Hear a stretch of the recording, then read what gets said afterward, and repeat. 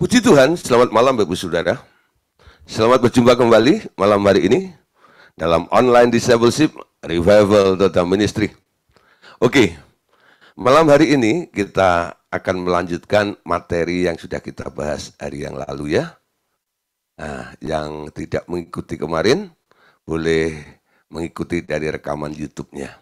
Masih bicara tentang masalah tabiat daging ya. Nah, Saudara, seperti apa yang kita bahas kemarin tentang masalah tabiat daging. Ya, di dalam diri manusia itu, ketika manusia jatuh dalam dosa, ada satu yang disebut tabiat. Sehingga manusia itu melakukan yang disebut adalah perbuatan daging. Kenapa? Karena tabiat daging ini menggerakkan kayak motor, sebuah motor yang menggerakkan dalam diri Anda ini. Sehingga apapun yang Anda kerjakan, Anda pikirkan, Anda rasakan itu didominasi oleh si daging itu. Daging punya kepentingan ada di sini, ya. Lah, Saudara, manusia berusaha ya untuk keluar dari semua pengaruh atau tabiat seperti itu.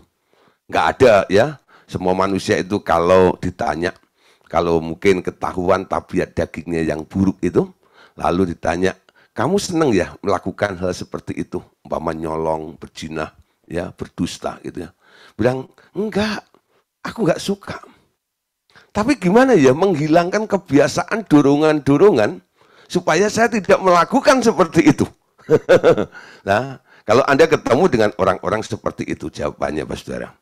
Tahu enggak Saudara, bahwa tabiat daging itu disebut oleh Rasul Paulus, itu ibaratnya seperti sebuah hukum, ya, hukum dosa dan maut, ya. Kalau di bumi ini kita mengenal hukum gravitasi, semua benda yang kita lempar ke atas pasti akan jatuh ke bawah, bukan? Lah, orang yang melempar itu punya tujuan. Tujuan apa? Kalau bisa benda itu nanti tinggal di atas, betul? Tapi benda yang Anda inginkan naik ke atas itu akhirnya jatuh juga. Tidak seperti apa yang Anda inginkan, betul? Beda dengan apa yang Anda inginkan. Jadi Anda lempar sekenceng-kencengnya ke atas dengan harapan benda itu nanti ada di atas itu. Lalu tak lama kemudian Anda melihat kedebuk, ada yang jatuh. Apa yang jatuh itu? Yang Anda lempar ke atas itu ternyata jatuhnya tinggalnya di bawah itu. Beda dengan keinginan Anda ya. Anda pengen benda itu ke atas, nggak taunya di bawah. Kenapa? Karena di bumi ini ada satu hukum yang disebut hukum gravitasi bumi. Bunyinya apa? Setiap benda yang kita lempar ke atas, pasti akan jatuh, ditarik oleh hukum gravitasi atau gaya gravitasi bumi itu. Begitu juga ketika manusia itu sudah jatuh dalam dosa, di dalam dirinya itu ada potensi. Ada benih yang disebut roh pemberontakan yang tidak taat kepada Allah, lalu dimanfaatkan oleh daging Anda. Karena daging itu berseteru dengan Allah, nggak pernah cocok. Semua orang pengen hidup seperti Allah, betul? Baik, manis, penuh kasih, dan sebagainya. Namun yang diperbuat justru sebaliknya. Kenapa? Dorongan keinginan daging Anda begitu kuat melampaui apa yang Anda harapkan. Ingin berubah menjadi seperti Allah itu. Amin. Nah, Saudara, Paulus menemukan mekanisme tabiat pemberontak warisan Adam dan Hawa di dalam daging manusia itu dan menamainya sebagai hukum dosa dan hukum maut.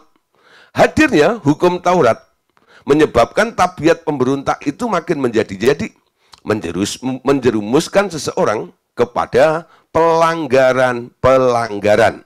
Kita lihat ya ayat-ayatnya. Sebenarnya tadi malam sudah kita bahas sedikit ya, tapi kita review sebentar. Roma 7 ayat 5. Sebab waktu kita masih hidup di dalam daging, hawa nafsu dosa yang dirangsang oleh hukum Taurat bekerja dalam anggota-anggota tubuh kita agar kita berbuah bagi maut. Roma 7 ayat 14 sampai 15-nya. Sebab kita tahu bahwa hukum Taurat itu adalah rohani, tetapi aku bersifat daging, terjual di bawah kuasa dosa. Ya, perhatikan kata terjual. Artinya tak sanggup untuk keluar. Karena apa? Sudah ada dikontrol di bawah kuasa dosa itu. 15. Sebab apa yang aku perbuat, aku tidak tahu. Ini kata Paulus. Karena bukan apa yang aku kehendaki yang aku perbuat, tetapi yang aku benci itulah yang aku perbuat. Nah, saudara, mungkin Bapak Saudara ngalami hal seperti ayat 15 ini ya. Bukan apa yang aku kehendaki yang aku perbuat, tetapi apa yang aku benci itulah yang aku perbuat. Nah, saudara, ayat selanjutnya, ayat 22 sampai ayat 24. Kalau ada baca lagi ya di sini. Sebab di dalam batinku, aku suka akan hukum Allah. Artinya, suka berbuat baik. Suka melakukan hal-hal yang indah, yang manis, berkenan kepada Allah. Ayat 23. Tetapi di dalam anggota-anggota tubuhku, aku melihat hukum lain yang berjuang melawan hukum akal budiku dan membuat aku menjadi tawanan hukum dosa yang ada di dalam anggota-anggota tubuhku. Aku manusia celaka, siapakah yang akan melepaskan aku dari hukum atau tubuh maut ini? Ya, kalau Anda membaca ayat selanjutnya, di situ Paulus bilang syukur kepada Allah oleh karena Kristus Yesus, akhirnya Paulus bisa terbebas dari semuanya itu. Ya, nah saudara, ada hukum yang menjerat karena kita terjual ya di bawah hukum dosa dan maut itu, sehingga kita tak berdaya untuk melakukan sesuatu yang kita ingin lakukan yang terbaik atau yang baik, yang benar untuk Tuhan itu. Dia telah terjual di bawah kuasa dosa sehingga mengikuti semua keinginan dari dosa itu. Saudara, saya pernah cerita kepada beberapa orang yang mengalami perkara seperti ini. Ketika dia sharing dengan saya seperti itu, lalu ya saya lihat keseriusannya pengen berubah dan pengen menang dari hukum dosa dan maut tersebut. Lalu saya ajak ngobrol gitu ya. Lalu saya bilang gini ya, dengan upayamu engkau tak mampu. Ya, lalu dia bilang betul Pak. Gitu. Saya pernah doa puasa gitu, untuk perkara seperti ini. Ketika saya sedang doa dan puasa, saya nggak melakukannya Pak. Gitu. Tapi setelah selesai doa dan puasa, ya. Amin, selesai doa puasa, apa yang saya lakukan pertama kali? Berbuat dosa lagi. Jadi dia berhenti berbuat dosa, you know, melakukan hal yang salah ketika dia sedang berdoa dan berpuasa. Ketika dilepas dari kegiatan doa dan puasa itu, yang dilakukan pertama kali apa? Berbuat dosa lagi. Ya, ada juga nih orang dunia yang cerita gitu ya, hampir mirip bilang gitu, Pak. Ya, saya juga sebenarnya bosen ya berbuat jahat seperti ini. Lalu dia gini ya, supaya saya ini nggak terpengaruh dengan lingkungan dan sebagainya.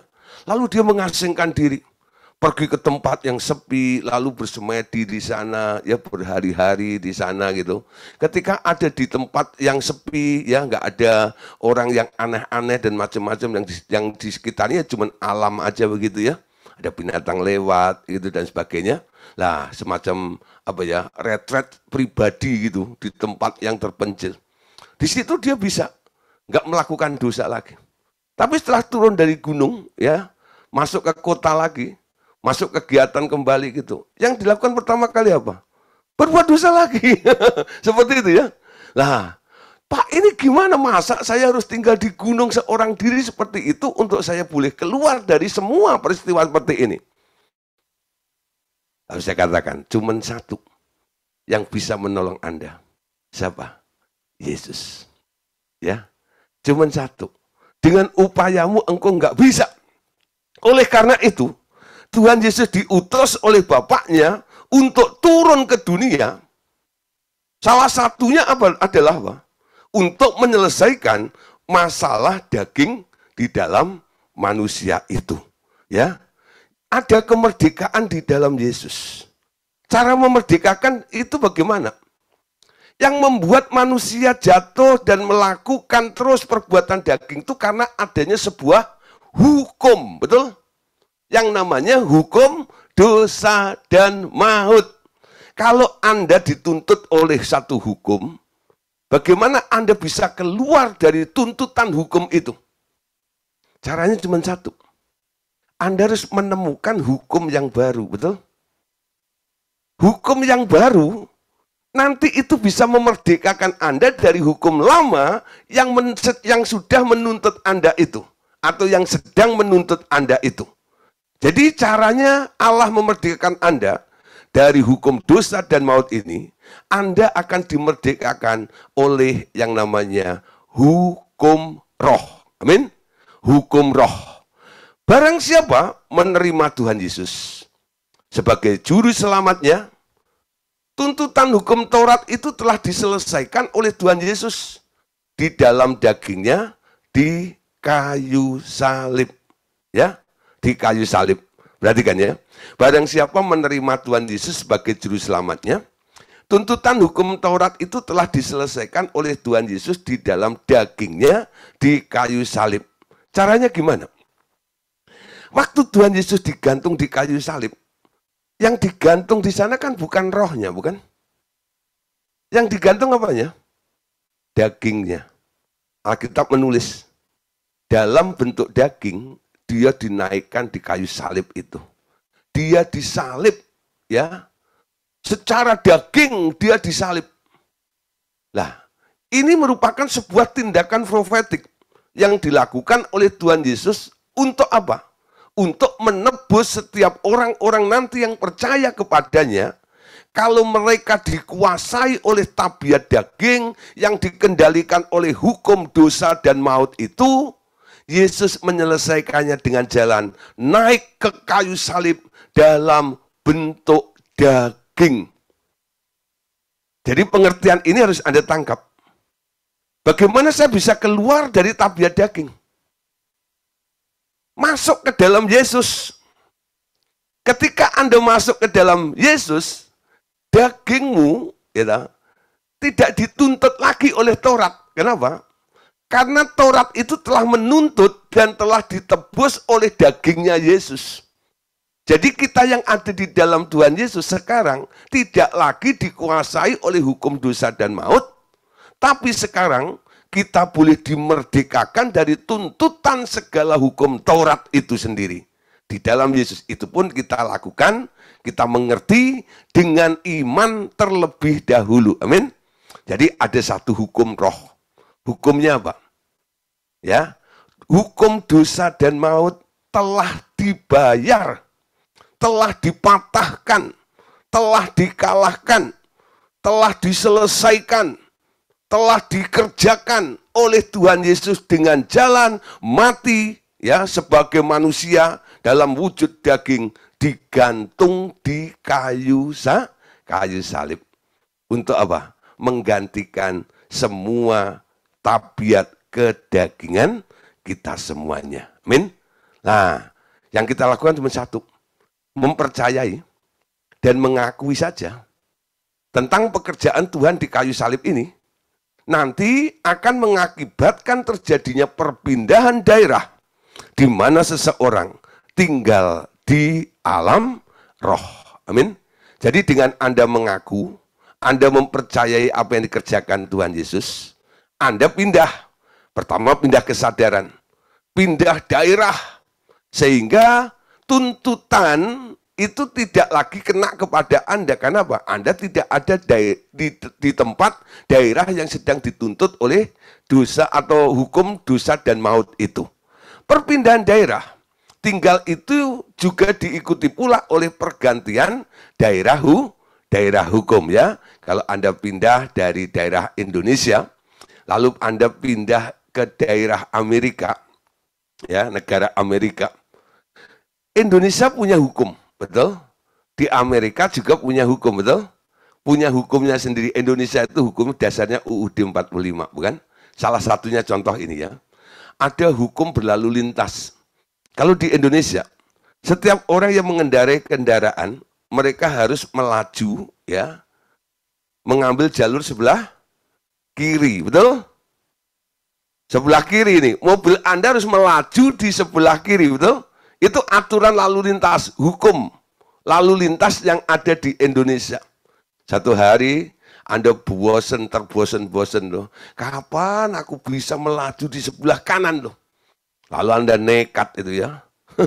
Dari Tasik itu nekat ke Bandung gitu ya. Lalu ambil jalur kanan. Apa yang terjadi? Tabrakan, tuh nggak ya? Kenapa? Dari arah yang berlawanan, mereka ambil jalur kiri. Anda nggak bisa nyalahin mereka itu. Woi, saya ngambil jalur kanan, kamu juga kanan dong. Nggak bisa. Kenapa?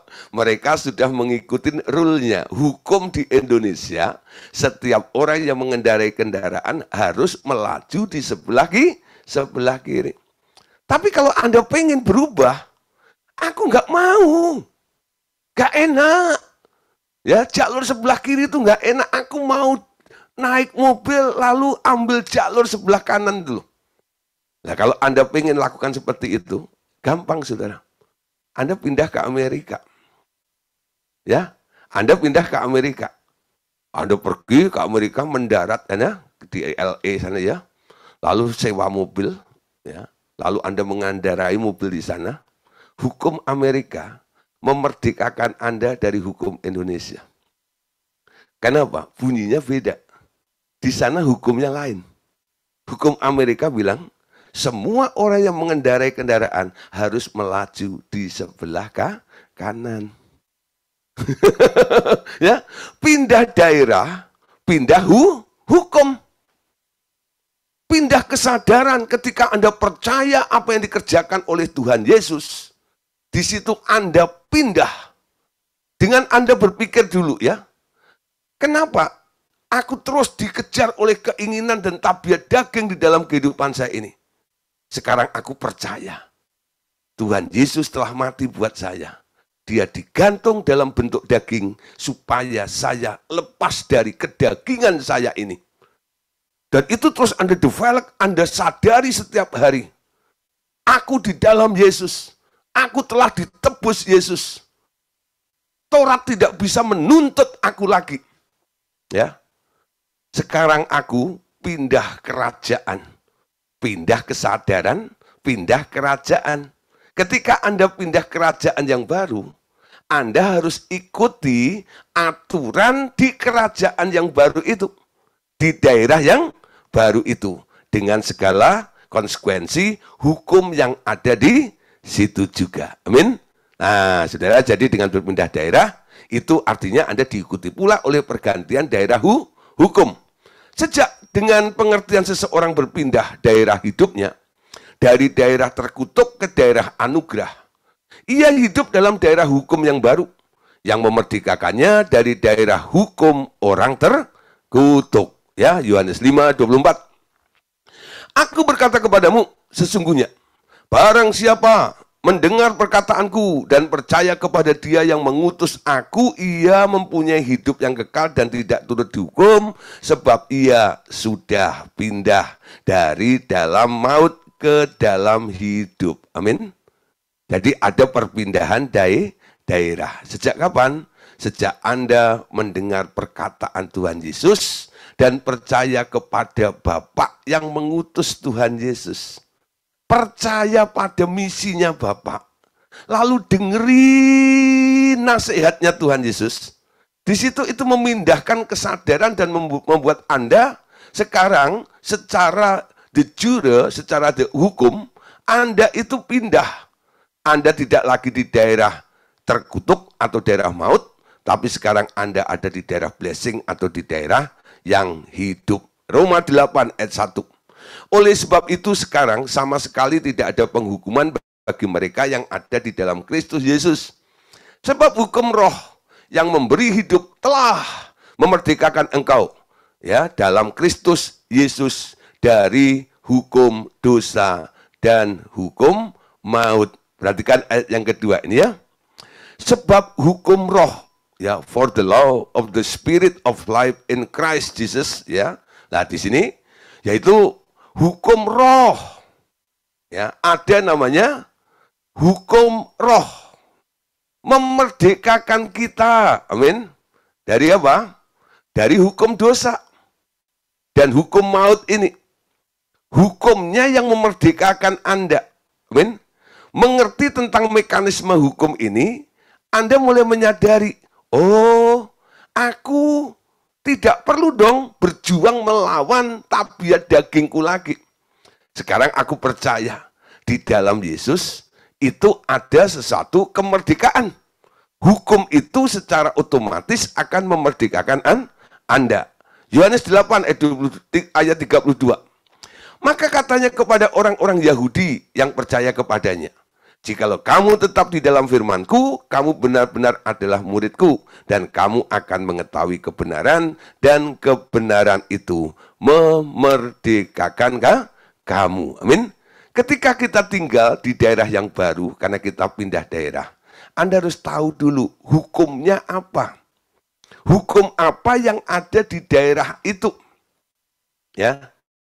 Dengan kita mengetahui hukumnya yang ada di daerah itu, Anda akan dimerdekakan dari hukum yang lama. Amin. Tapi kalau Anda nggak ngerti tentang hukum di daerah yang baru itu, Anda juga tidak akan bisa merdeka dan Anda terus terkurung walaupun Anda sebenarnya sudah pindah daerah yang lebih baik daripada daerah Anda yang lama. Amin. Nah, saudara, kadang-kadang manusia itu merasa dirinya itu terus terbelenggu dengan namanya perjuangan melawan darah dan daging. Sehingga ada istilah yang sering dikhotbahkan di gereja-gereja khususnya juga, bahwa musuh kita ini adalah darah dan daging. Padahal saudara, musuh kita itu bukan darah dan daging. Ya, coba lihat di sini ya. Banyak pengkhotbah mengatakan bahwa karena setan sudah dikalahkan di kayu salib oleh Tuhan Yesus, maka musuh orang Kristen itu bukan lagi setan, tapi tabiat dagingnya sendiri. Siapa yang pernah dengar khotbah seperti ini? Ya, bahwa setan sudah dikalahkan di kayu salib. Lalu, ya, musuh kita itu bukan lagi setan, karena setannya kan sudah dikalahkan. Nah, musuh kita siapa sekarang? Musuh kita ini adalah tabiat daging kita sendiri. Namun, Paulus tetap mengatakan yang sebaliknya, saudara. Musuh kita itu bukan daging dan darah, atau darah dan daging. Musuh kita itu bukan darah dan daging, melainkan setan dengan sistem kerajaannya.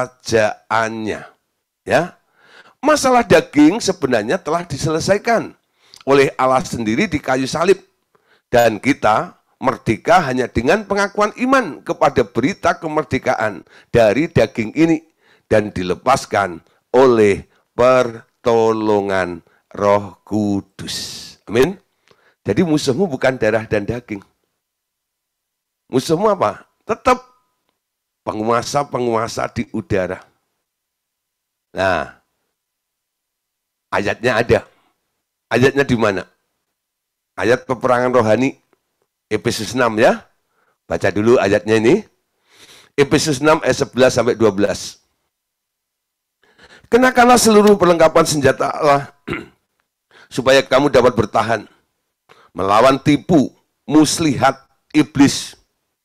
Karena perjuangan kita bukanlah, ya perhatikan, karena perjuangan kita bukanlah melawan darah dan daging, tetapi melawan pemerintah-pemerintah, melawan penguasa-penguasa, melawan penghulu-penghulu dunia yang gelap ini, melawan roh-roh jahat di udara.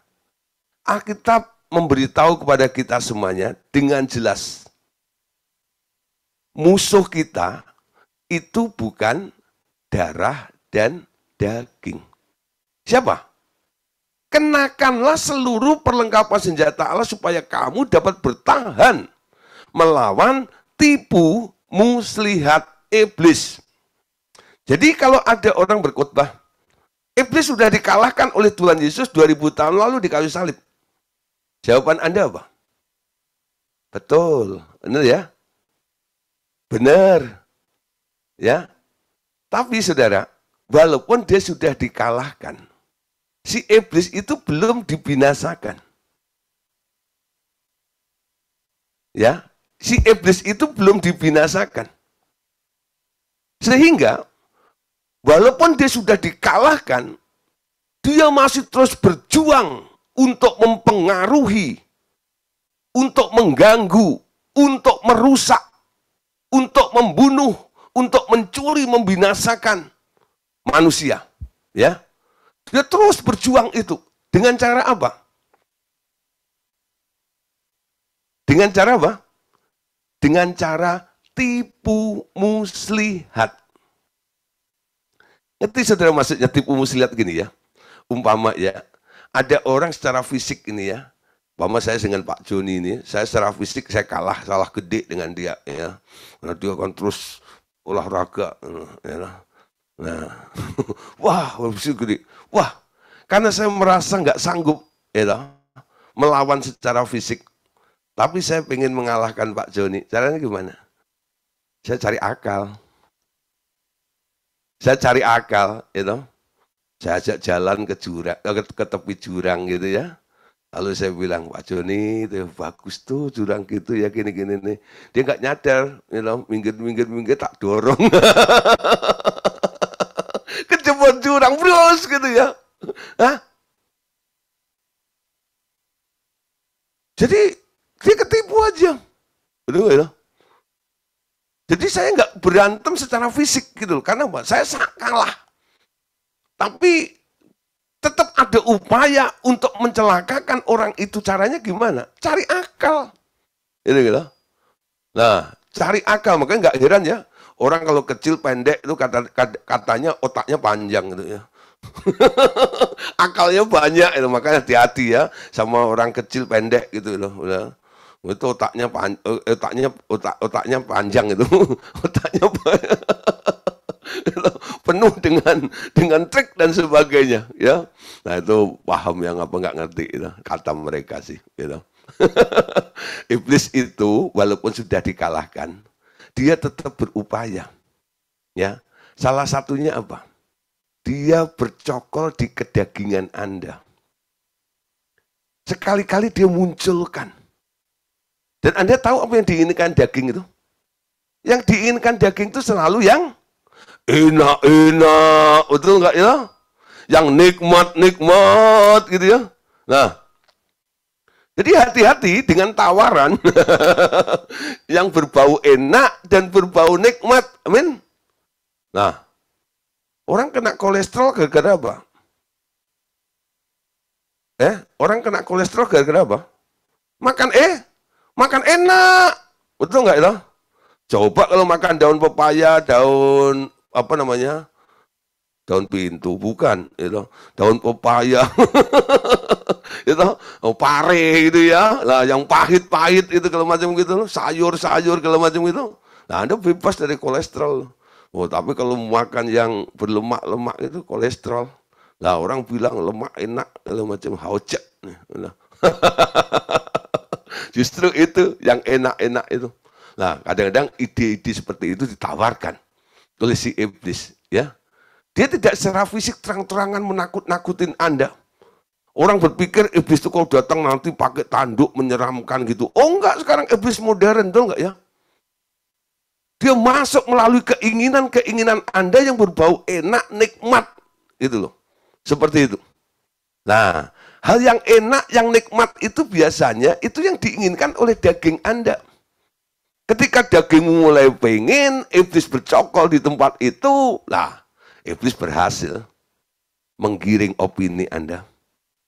Ya, jadi musuh kita itu bukan darah dan daging, tapi tipu muslihat daripada si iblis itu. Ya, iblis itu dengan tipu muslihatnya.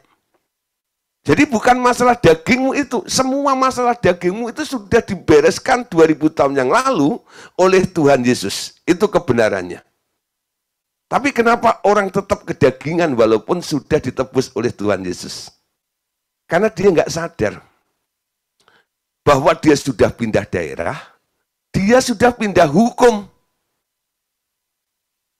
Kalau Anda pindah daerah, Anda nggak pindah hukum, Anda bisa nggak hidup di daerah itu? Bisa. Tapi Anda akan mengalami banyak hambatan, betul? Anda harus ikutin aturan daripada hukum di sana. Jangan Anda bilang Anda tinggal di Amerika, lalu Anda tetap bilang, aku ini orang Indonesia, hukumnya begini. Nggak bisa, saudara. Ketika Anda tinggal di Amerika, Anda harus tunduk kepada hukum yang ada di Amerika itu. Ketika Anda tunduk kepada hukum yang ada di Amerika itu, hidupmu akan makmur di sana, betul? Anda dengan mudah melakukan aktivitas dari sana, nggak kena sanksi. Kenapa? Karena Anda nurut aturan dan hukum yang ada di sana. Amin. Nah, saudara, hukum dosa dan maut itu dimerdekakan karena Anda ditebus oleh hukum roh. Sekarang Anda tinggal di daerah mana?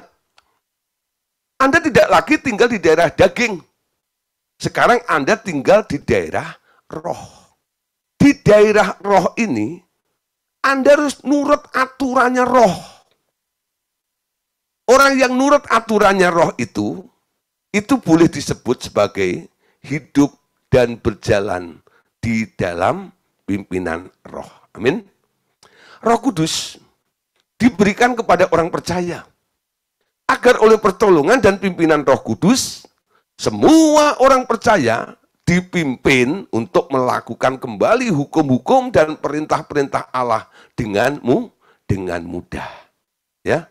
Nah, terus untuk ini setiap orang percaya harus belajar mendengar suara Roh Kudus dari dalam hatinya. Menjadi orang Kristen yang nggak dengar suara Tuhan, nggak dengar suara Roh Kudus. Mereka hidup berdasarkan apa? Ayo sekarang ya. Kalau Anda masih berpikir hari ini, Pak, dengar suara Roh Kudus itu kan nggak semua orang. Dengar suara Tuhan itu kan nggak semua orang. Itu hanya karunia untuk orang-orang tertentu. Jadi kalau saya nggak perlu dengar suara Roh Kudus, nanti kalau saya pengen tahu, saya tinggal cari Pak Gideon saja, ya. Lalu tanya Pak Gideon, Tuhan ngomong apa? Saya bilang, aku bukan tukang kuamya. Ya, aku bukan tukang kuamya. Nanya. Semua orang punya Roh Kudus di dalam dirinya. Amin. Saya punya Roh Kudus, Anda punya Roh Kudus. Roh Kudus yang ada di dalam diri saya bisa ngomong dan saya bisa dengar. Harusnya Roh Kudus yang ada di dalam Bapak Ibu Saudara juga bisa berbicara dan Anda bisa mendengarnya. Amin. Jadi mendengar suara Roh Kudus itu mutlak. Itu persyaratan untuk orang-orang bisa dipimpin oleh roh itu. Amin. Ayo bangkit ya. Yang hari ini tetap berpikir bahwa nggak perlu dengan suara kudus. Sekarang mulai diubah. Aku harus dengar suara Roh Kudus. Setelah Anda punya tekad seperti itu, dengan iman Anda berkata juga, aku bisa dengar suara Roh Kudus. Amin. Kalau Anda pengen dengar, lalu Anda bilang, mana mungkin, aku nggak bisa. Keinginanmu terhalang. Amin. Tapi kalau Anda pengen dan Anda bilang bisa, itu akan terjadi dalam kehidupan Anda. Yang ngeblok dalam pikiran Anda itu sebenarnya apa? Cara Anda berpikir tentang dirimu sendiri. Kalau Anda berpikir Anda nggak pernah bisa dengar suara Roh Kudus, sampai kapanpun juga Anda nggak bisa dengar suara Roh Kudus. Walaupun Anda datang pada hamba Tuhan, ditumpang tangan, tumpang kaki, segala macam itu. Nggak bakal dengar suara Roh Kudus. Kenapa?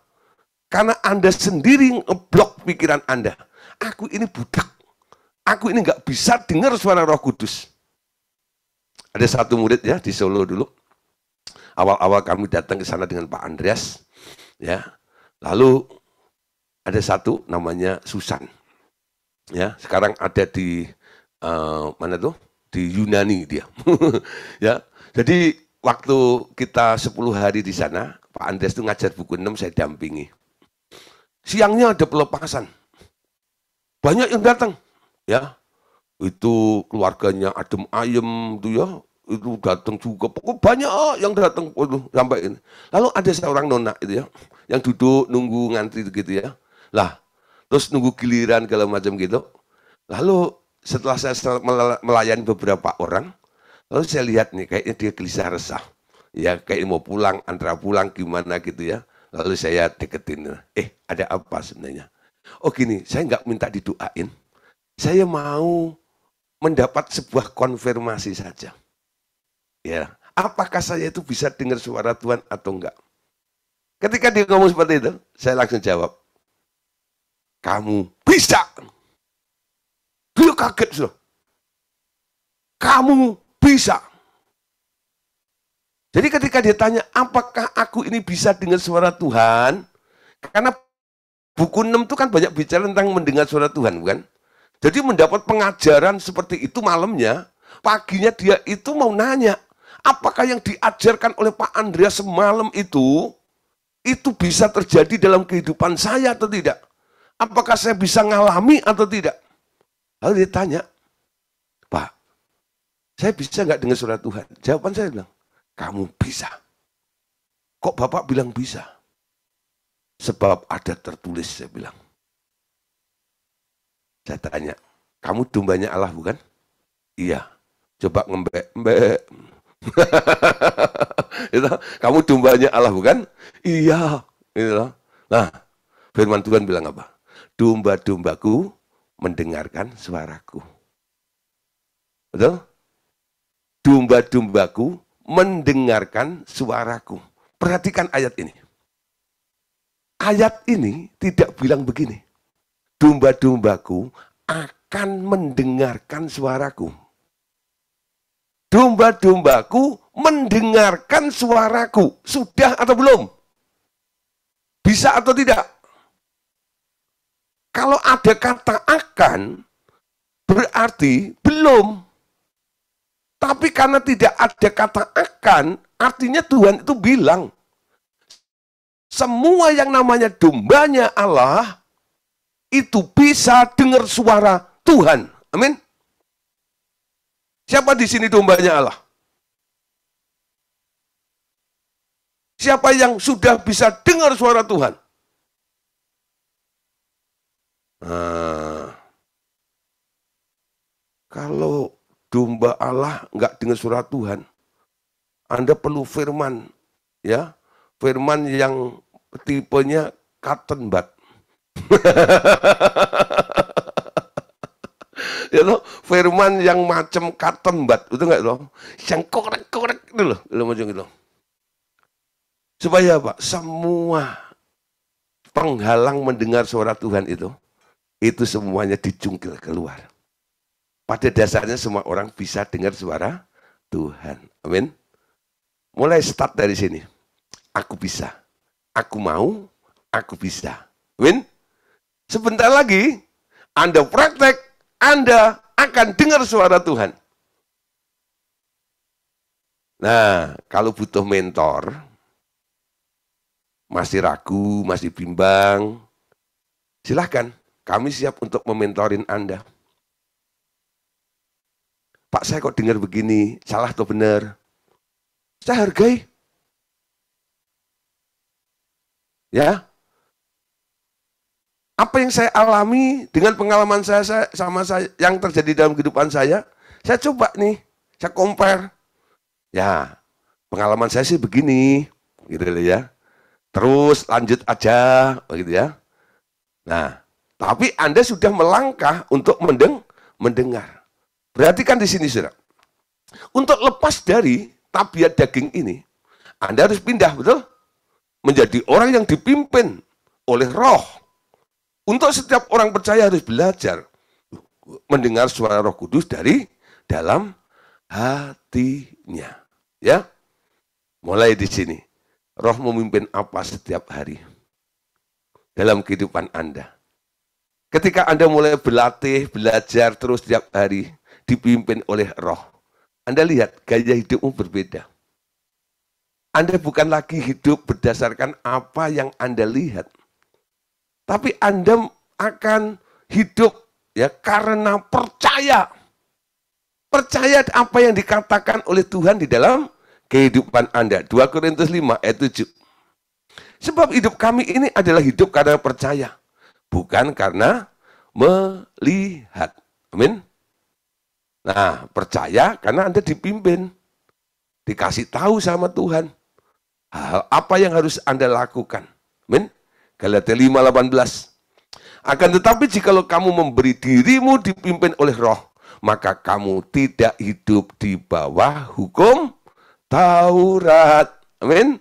Jadi lepas dari tuntutan hukum Taurat itu, cuma satu.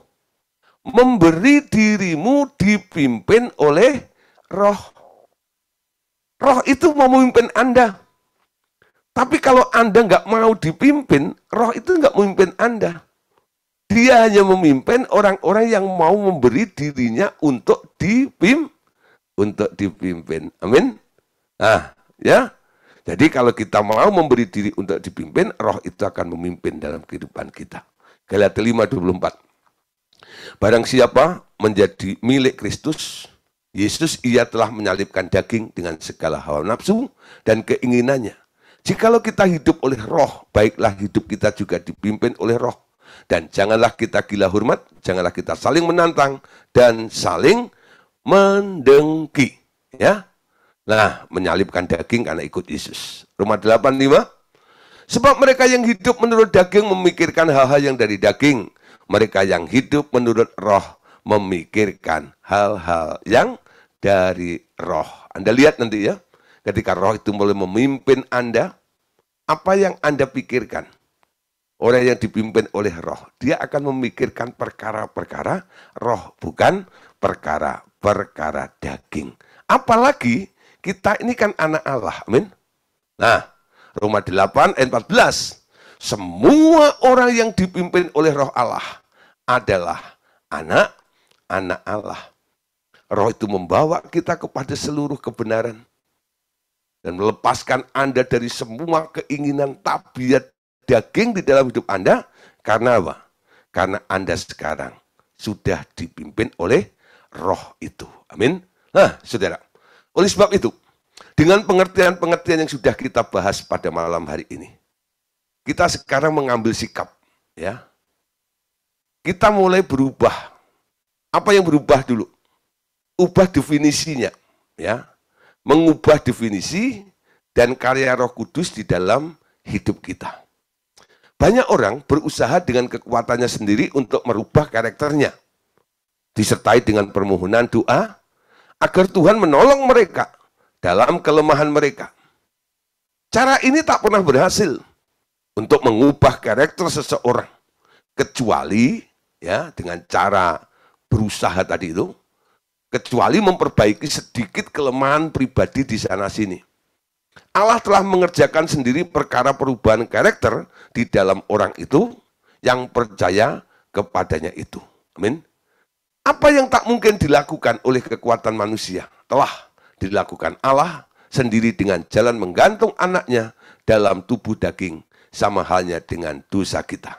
Dia sendiri telah menanggungnya, sehingga dengan kita percaya akan berita pengampunan dosa dan pengakuan iman, maka dosa kita dihapuskan olehnya. Demikian pula, dengan kelemahan daging kita, hanya dengan mengubah definisi diri Anda dan pertolongan Roh Kudus, Anda dapat dipindahkan dari daerah daging ke dalam daerah roh, ya. Ubah definisi Anda. Biasanya kadang-kadang juga disertai dengan pelayanan kesembuhan batin.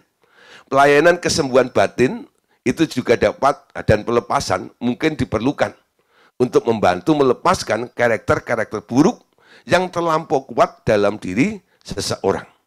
Ya, tetapi terutama doa permohonan dengan memberi otoritas sepenuhnya kepada Roh Kudus untuk membuang tabiat daging Anda yang akan membebaskan Anda sepenuhnya dari tabiat itu. Ya, ubah definisi Anda.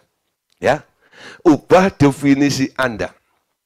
Nggak peduli Anda dari mana, dari keturunan apa, ya, masa lalu Anda, ketika Anda lahir baru di dalam Allah, Anda adalah ciptaan baru, yang lama sudah berlalu, yang baru sudah datang. Amin. Jangan pernah berbicara tentang diri Anda, ya, karena terpengaruh masa lalu Anda. Tidak, ya. Anda mulai masuk pada dimensi yang baru, Anda adalah ciptaan yang baru. Kalau saya menjelaskan tentang kelahiran baru, saya ambil ya pengalaman dari Tuhan Yesus ketika melayani seorang ahli Taurat namanya Nikodemus. Nikodemus itu malam-malam datang kepada Tuhan Yesus. Hanya untuk tanya apa? Tentang kelahiran baru itu. Lalu Yesus menjelaskan, kamu harus dilahirkan dari air dan roh. Kalau tidak, kamu tidak mendapat melihat kerajaan surga. Ya, Nikodemus bingung tentang proses kelahiran baru itu. Nah, Yesus bilang, orang yang lahir di dalam roh itu, ya, punya satu status yang baru juga. Kondisinya baru. Ya, salah satunya, kita kutip ayatnya ya, Yohanes 3 ayat 8. Angin bertiup kemana ia mau, dan engkau mendengar bunyinya, tetapi engkau tidak tahu dari mana ia datang atau kemana ia pergi. Demikianlah halnya dengan tiap-tiap orang yang lahir dari roh. Orang yang lahir baru itu seperti angin, kata Tuhan Yesus loh. Dari mana dia datang, kemana ia pergi, nggak ada orang ngerti. Betul ya? Angin itu seperti itu. Orang lahir baru itu nggak bisa dikonsep. Walaupun mungkin masa lalu Anda apapun juga, ketika Anda lahir baru, jalan Anda itu tidak bisa dipahami oleh orang lain. Bahkan Alkitab bilang, orang lahir baru itu tidak bisa dinilai, tapi dia bisa menilai segala sesuatu. Amin. Nah, saya nggak bisa mengkonsep seseorang karena perbuatan dia hari ini. Jadi kalau saya ketemu seseorang gitu ya, brengseknya luar biasa hari ini gitu ya. Lalu saya bilang, dasar nih orang brengsek. Dengan saya ngomong seperti itu, sebenarnya saya bisa salah menilai orang itu. Memang hari ini dia brengsek. 1 tahun kemudian dia berubah. Apa yang saya katakan tentang orang itu brengsek? Apakah dia brengsek terus? Enggak dong. Dia jalan. Dia ngalami suatu perubahan. Ya. Nah, jangan Anda mengkonsep orang seperti itu. Dan jangan juga Anda mengkonsep dirimu seperti itu. Karena keadaanmu hari ini. Aku ini orang sial, aku ini orang apes, aku ini orang miskin, aku ini orang lemah. Gitu. Jangan pernah ngomong seperti itu. Ingat, Anda lahir baru di dalam Yesus, Anda seperti angin. Betul? Roh Kudus sedang mengerjakan. Transformasi sedang terjadi di dalam kehidupan Anda. Besok tidak akan sama seperti hari ini. Di tangan Roh Kudus setiap hari ada pembaharuan. Betul? Karena Roh Kudus akan menuntun Anda kepada seluruh kebenaran. Roh Kudus akan mengingatkan, menginsapkan Anda, mengoreksi Anda, betul? Anda di-upgrade di situ. Sehingga semakin hari, semakin indah di hadapan Tuhan. Amin. Kenapa? Anda di tangan Sang Penjunan yang luar biasa ini. Hidupmu sedang dibentuk ke sana. Jangan melihat hari ini atau masa lalu Anda ngomong seperti keadaanmu hari ini. Ingat, ya, Anda adalah dipimpin oleh roh atau tidak? Kalau Anda dipimpin oleh roh, ingat, Firman bilang, roh itu membawa Anda kepada seluruh kebenaran. Kenapa Anda belum melakukan yang benar? Karena Anda belum dibawa pada satu level kebenaran yang itu. Sampai roh itu memasukkan Anda di daerah kebenaran itu, Anda ngerti tentang kebenaran itu, Anda berubah, betul? Terus ada lagi kebenaran yang baru, ada kebenaran yang baru, ada kebenaran yang baru.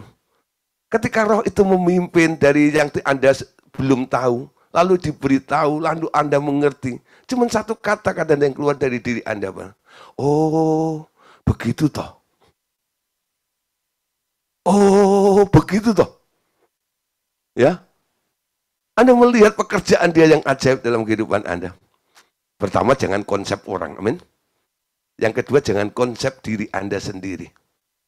Pastikan Anda sedang dibawa oleh Roh Kudus dari satu tempat ke tempat yang lain. Dari kebenaran ke kebenaran, dari kemuliaan kepada kemuliaan. 2 Korintus 5 ayat 17. Jadi siapa yang ada di dalam Kristus, ia adalah ciptaan baru. Yang lama sudah berlalu. Sesungguhnya yang baru sudah datang. Amin. Dah, ada upgrade nih. Dari yang lama ke yang baru. Dan yang baru itu sudah datang. Sudah ada di dalam diri Anda. 1 Korintus 2:15. Tetapi manusia rohani, ya yang lahir baru, menilai segala sesuatu, tetapi ia sendiri tidak dinilai oleh orang lain. Sebab siapakah yang mengetahui pikiran Tuhan sehingga ia dapat menasihati dia, tetapi kami memiliki pikiran Kristus. Amin. Jadi orang rohani bisa menilai segala sesuatu, tapi dia sendiri tidak bisa dinilai. Kenapa? Roh Kudus sedang bekerja, mengubah setiap hari. Hari ini tidak akan sama. Ya, ketika Anda berubah, besok akan berubah jauh lebih baik dan lebih benar. Amin. Nah, saudara, analisa secara psikologi dengan menggolong-golongkan karakter manusia menjadi 4 golongan, ya. Itu secara umum orang kadang-kadang pakai istilah ini, seperti melankolik, sanguinis, koleriks, phlegmatics, ya. Itu tidak juga mampu melepaskan seseorang dari sifat-sifat lamanya. Karena dengan makin mengetahuinya, makin ia tak dapat diubahkannya. Ya, siapa yang di sini kadang-kadang bilang ini, tahu nggak Pak, gitu ya. Saya ini kan tipe orang melankolik, ya. Saya ini sanguinis, ya. Saya itu koleriks Pak. Saya phlegmatics, ya. Lalu dengan Anda mengakui seperti itu, Anda sulit untuk diubah dari orang melankolik itu, ya. Ada kelemahan-kelemahannya dong. Anda sulit untuk diangkat, kenapa? Anda merasa nyaman, itulah diri Anda dari situ. Anda mengkonsep diri Anda sendiri dengan mengakui sebagai orang melankolis, ya. Nah, jangan akui Anda melankolis, ya, sanguinis, sekularis, phlegmatis, ya. Tapi Anda akui satu aja. Aku adalah manusia baru, ciptaan baru di dalam Yesus. Ya. Jadi kalau ditanya Pak Gideon itu kayaknya tipenya sanguinis. Gitu. Saya langsung bantah. Siapa bilang saya sanguinis? Saya seperti Kristus.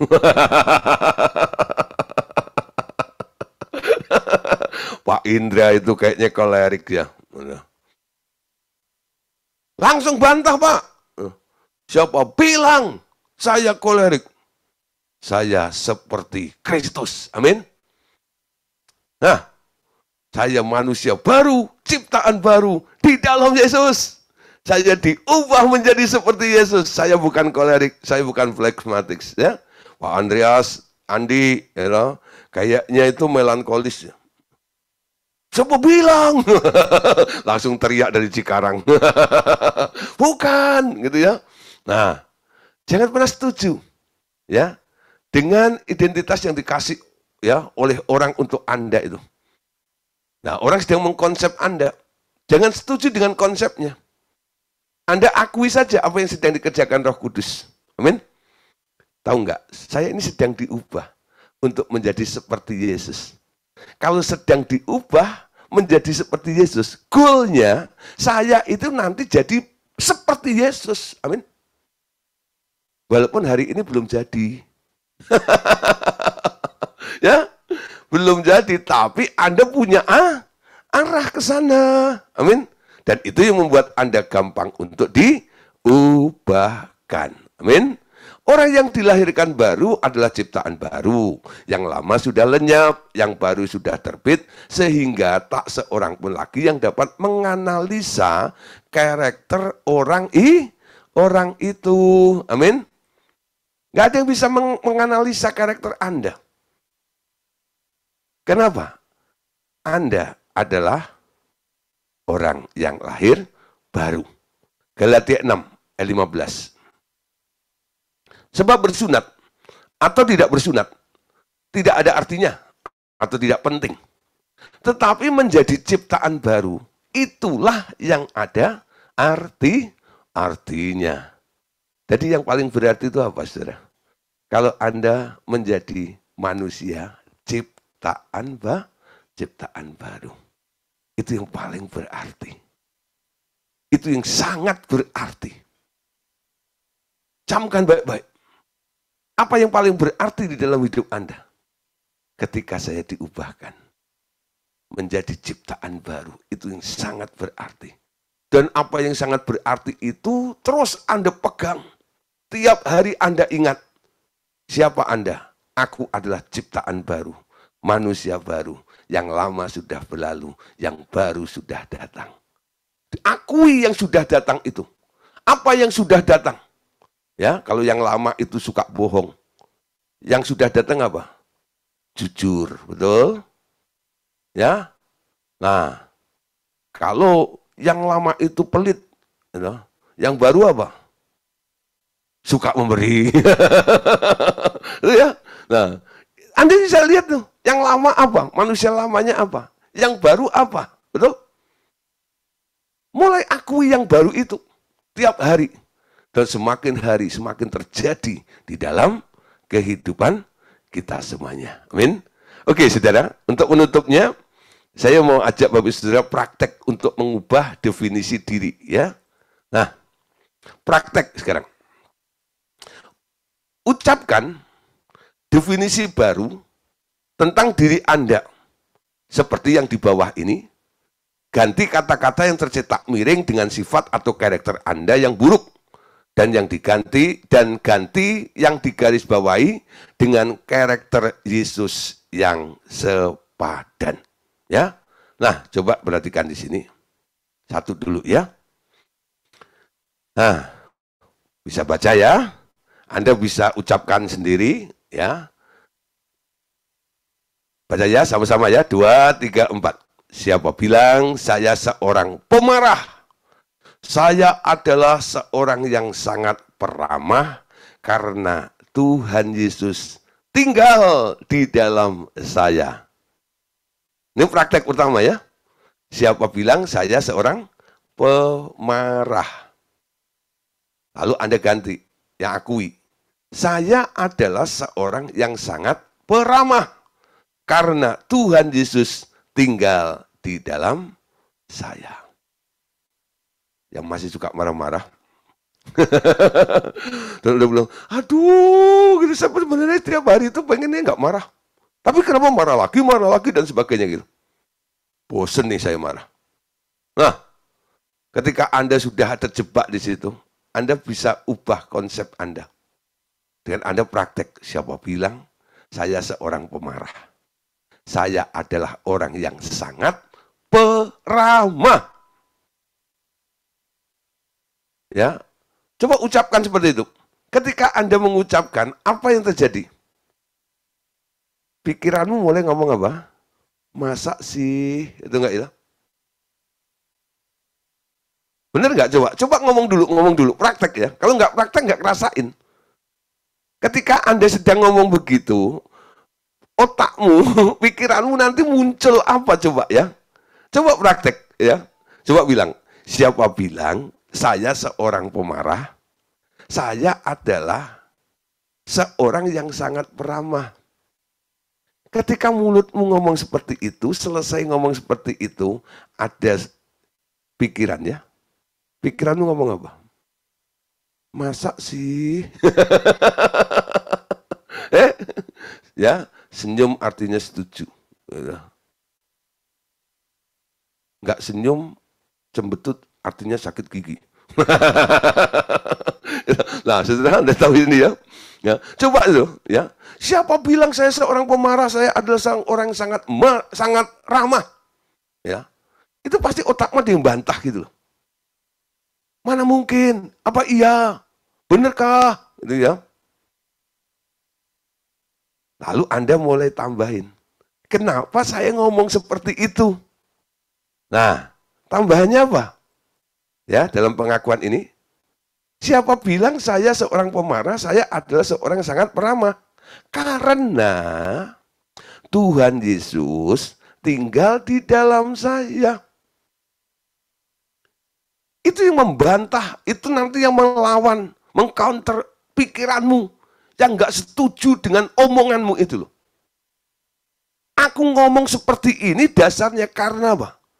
Di dalam diri saya ada Tuhan Yesus. Tuhan Yesus yang bagaimana? Tuhan Yesus yang ramah itu. Sehingga sifatnya Yesus itulah sekarang menjadi habit dalam kehidupan saya. Saya bisa ramah karena saya ciptaan baru di dalam Yesus. Amin. Ayo mulai belajar ya. Berikutnya sekarang, apalagi contoh. Nanti Anda bisa bikin sendiri ya, contoh-contohnya. Kalau perlu bikin slide-nya, lalu kasih gambar Anda. Gitu ya. Nah ini kan gambar orang marah gitu ya. Nah terus, siapa bilang saya orang yang ceroboh? Saya adalah orang yang amat teliti. Karena Tuhan Yesus ada di dalam saya. Amin. Nah, ada orang ceroboh gitu ya. Naruh barang baru itu selalu lupa. Gitu. Nah, ini ceroboh. Gitu. Anda bilang, ya, ada orang bilang kadang-kadang istri Anda atau saudara Anda atau bos Anda, dia bilang, Anda itu ceroboh banget. Nah, Anda dikonsep sama orang, kenapa? Faktanya memang begitu. Anda harus keluar dari kondisi seperti itu, caranya apa? Ubah definisi Anda. Saya bukan orang yang ceroboh. Siapa bilang saya orang ceroboh? Saya orang paling teliti. Karena Tuhan Yesus ada di dalam diri saya. Anda mengakui, aku ini orang teliti. Aku ini orang teliti. Sebentar lagi, saudara, Anda berubah. Kenapa? Yang Anda akui bukan kecerobohanmu. Tapi yang Anda akui adalah sifat teliti yang ditularkan oleh Yesus ke dalam diri Anda. Amin. Berikutnya. Contoh lagi. Siapa bilang saya seorang pelupa? Saya adalah orang yang tajam ingatan karena Tuhan Yesus ada di dalam saya. Siapa bilang saya seorang pelupa? Saya orang yang paling tajam ingatan. Amin. Nah, jangan terus diulang, aduh, aku sudah pikun. Ini faktor U namanya. Ya, kadang orang kan begitu ya. Faktor usia, faktor umur katanya. Memang udah pikun. Maaf ya, gitu ya. Gak ada toleransi, minta dimengerti oleh orang lain. Dan orang lain memandang apa? Oh iya ya, Pak Gideon itu harus dimaafkan, harus dimengerti, memang dia sudah pikun. Jadi semua orang lain memandang Anda itu apa? Pikun. Lalu lama-lama, iya ya, aku ini pikun, aku ini pikun, aku ini pelupa, aku ini pelupa, aku ini pelupa. Tiap hari Anda lupa, betul? Kenapa? Karena konsep tadi itu, definisi diri Anda tadi itu, selalu Anda ucapkan tentang kelemahan manusia lama Anda. Anda adalah orang yang pelupa. Anda mulai akui apa yang dikerjakan Roh Kudus sebagai manusia baru, ciptaan baru itu. Yang lama sudah berlalu, yang baru sudah datang. Pelupa itu sudah berlalu, sekarang yang baru. Orang yang tajam ingatan. Amin. Aku selalu ingat tentang ayat firman. Ya. Nah, dulu saya toleransi. Bilang, gara-garanya begini. Dulu sebelum ada Alkitab elektronik, ya, karena itu saya pakai Alkitab yang buku itu ya. Saya banyak hafal ayat loh. Karena dulu waktu sekolah Alkitab itu setiap hari harus hafal 1 ayat. Ya. Dan itu saya tambah lagi sendiri, apalagi. Banyak ayat yang saya hafal. Ya. Lalu sudah ada Alkitab elektronik. Saya mulai mengandalkan Alkitab elektronik. Cari ayat, cari ini, kata kuncinya apa gitu. Muncul aja semuanya gitu. Ya. Lama-lama sudah. Ayat-ayatnya hilang. Itu, kalau ditanya orang itu, bentar dulu ya, gitu ya. Ambil Alkitab elektronik, set dulu, gitu ya. Tergantung ke situ lagi, bukan? Ya. Ya. Terus gitu. Lalu saya mau cerita sama beberapa orang. Ya. Dulu saya hafal banyak ayat. Kenapa sekarang enggak? Apa ini karena sudah semakin tua atau apa gitu ya. Banyak sibuk khotbah sana sini, materi ini keblokir itu dan sebagainya. Ya. Tapi saya ingat ada satu hamba Tuhan dulu ya. Saya lupa namanya, itu tokoh orang Pantai Kosta. Saya kan sekolah Alkitab di GPDI ya. Nah terus ada satu, namanya Pak Sitosien namanya itu. Saya ingat tuh, Sitosien namanya. Itu kalau nggak salah gerejanya dulu di Klaten atau Jogja lupa. Ya, Pak Sitosien itu, nah itu dosen kami. Nah itu sampai dibilang itu Alkitab jalan. Khotbah nggak pernah bawa Alkitab. Tapi nggak pernah salah ayatnya. Gitu loh. Hebat banget. Hafal gitu kan macam itu. Ya. Sampai kita julukin Alkitab jalan. Ada orang yang tahu ayat ini tapi nggak tepat gitu ya. Cuman tahu dikit-dikit saya bilang konkordansi jalan gitu ya. Nah, tapi kalau ini ayatnya sampai hafal semuanya. Luar biasa. Nah, itu orang bisa kok. Gitu. Padahal udah umurnya udah tua sudah. Tapi masih hafal ayat. Lalu saya diingatkan seperti itu bukan masalah-masalah umur sih sebenarnya, hafal ayat atau enggak. Ya, tambah pelayanan harus tambah hafal ayat harusnya. Kenapa hilang seperti itu? Karena saya konsep sendiri. Ya dah. Saya tunduk pada Alkitab elektronik sehingga saya bergantung pada Alkitab elektronik. Nah, saya sekarang mulai ya imbangin. Saya baca Alkitab elektronik, saya juga punya Alkitab yang manual. Saya baca juga. Beda Anda baca Alkitab elektronik sama baca Alkitab manual. Walaupun sama-sama isinya. Ya. Beda. Coba Anda coba tes, ya. Baca Alkitab sendiri sama baca Alkitab elektronik. Rasanya beda. Ya, nah? Rasanya beda. Nah, baca Alkitab elektronik itu kayak baca medsos kadang-kadang. Ya, tapi baca buku itu beda. Ya. Nah, memang sedikit itu ya. Kalau baca elektronik itu bisa gedein tulisannya gitu. Kalau Alkitab ya kita harus pakai sambungan sedikit lah. Untuk bisa jelas tulisan-tulisan itu, ya. Tapi saya mulai belajar, ya. Seperti ini. Siapa bilang saya seorang pelupa? Saya orang paling tajam ingatan. Amin. Nah, ada orang-orang kadang-kadang, oh iya lupa saya. Sampai punya utang aja lupa, belum bayar. Itu enggak ya? Katanya karunia itu ya. Karunia lupa. Gitu. Waduh gitu ya. Untung saya lupa. Gitu. Lupa belum bayar utang gitu ya. Nah, tajam. Amin. Nah, setelah Anda, ya dengan 3 contoh ini Anda bisa bikin sendiri ya. Nah, selanjutnya, teruskan dan coba sendiri menemukan kata-kata yang tepat mengganti definisi diri Anda sendiri, ya. Lalu berdoalah seperti ini, saudara. Setelah mengakui, ya, mengubah definisi diri Anda tadi, lalu Anda berdoa seperti ini. Dengan ini saya salibkan semua kedagingan saya di kayu salib, ya, di kayu salib saya. Dalam nama Tuhan Yesus. Roh Kudus saya beri otoritas 100%. Kepadamu untuk membongkar seluruh tabiat daging dan karakter saya sampai habis. Bebaskan saya dari sifat manusiawi saya sepenuhnya. Ya, lah Anda mulai melakukan pengakuan iman tadi, lalu Anda lanjutkan dengan versi Anda masing-masing, lalu Anda berdoa seperti ini, ya. Jadi salibkan semua kedagingan Anda di kayu salib Anda, betul ya? Nah, Yesus memakukan dagingnya di kayu salibnya dia kan? Nah, Anda punya salib sendiri. Nah, tiap hari orang Kristen pikul salib. Apa yang disalib?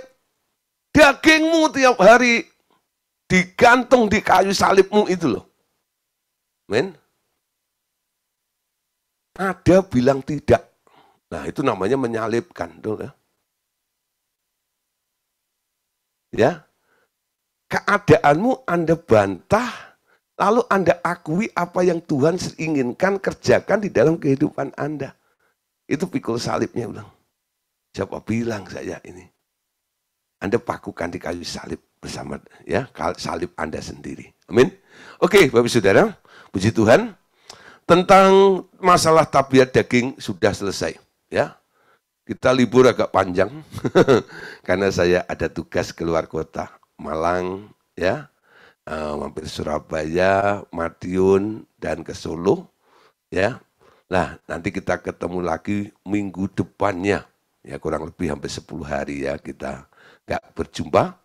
Nah, saudara pelajari, mulai praktekkan apa yang sudah kita pelajari bersama-sama, ya.